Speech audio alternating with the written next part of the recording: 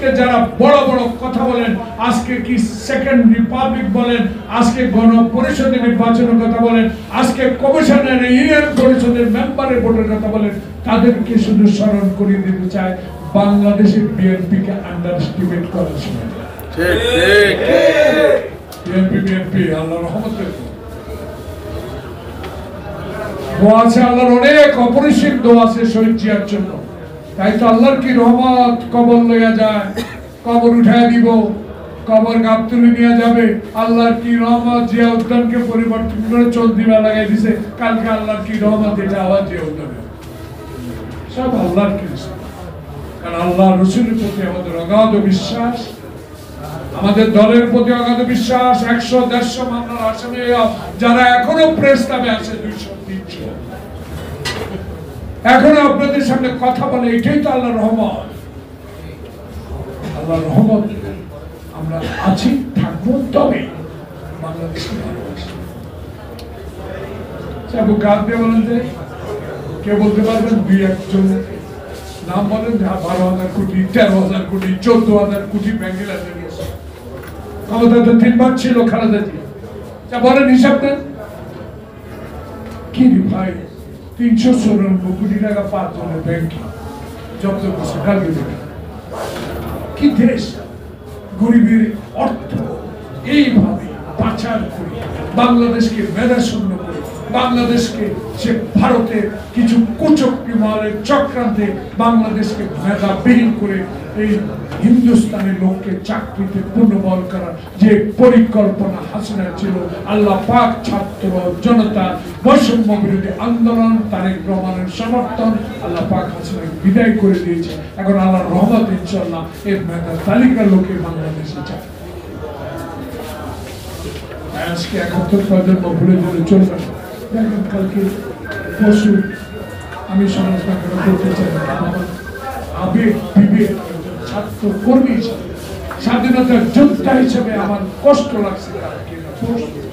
একজন আমেরিকান গোয়েন্দা সংস্থার প্রধান একটা মিটিংয়ে এসে এক পরিকল্পিত সংবাদের প্রশ্নের উত্তরে আমি আজকে উল্টা প্রশ্ন করতে চাই, যখন আপনি হিন্দুস্তান ভারতে, তখন নাগপুরে আগুন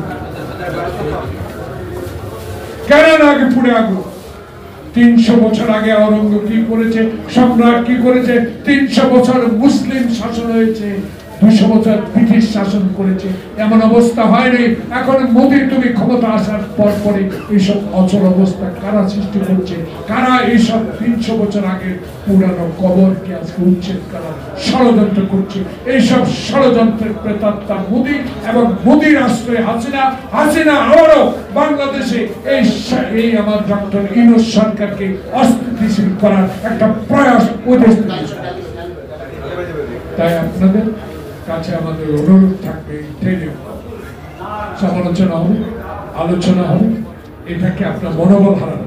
কারণ তারেক রহমান স্পষ্ট বলে দিয়েছে, আপনারা হারলে বাংলাদেশ হারবে, আপনারা হারলে জাতীয়তাবাদী শক্তি যারা হাজারো মামলার আসামি, যারা আয়না ঘরে জীবন কাটিয়ে আসছে, কোনো মধ্যে বেঁচে আসছে, যারা ইলিয়াস আলীর মতো, সৌদি আল্লাহর মতো লোকের আত্মা এখনো আমরা মানুষ তাকে জীবিত খুঁজে পাইলে তারা কষ্ট পাবে।